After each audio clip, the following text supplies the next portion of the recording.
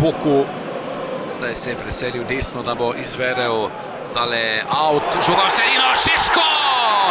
Benjamin Šeško! Tole je trenutek za zgodovino. Njegov prvi gol na Old Traffordu. To je tekma, kjer se vsaj meni je zdelo, da je imel Beni Šeško več dotikov žogo kot na vseh prejšnjih tekmah skupaj. Večkrat je bilo, se mi zdi, dokaj očitno, da so tudi soigralci mu dajali do znanja, da je del ekipe.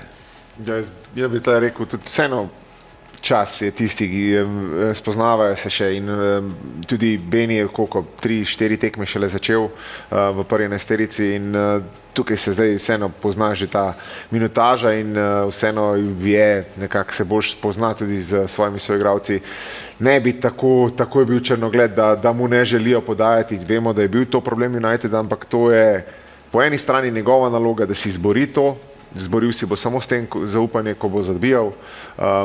Po drugi strani pa tudi trener ga more hkrati zaščititi in dati vedeti soigralcem, da ga morajo zalagati.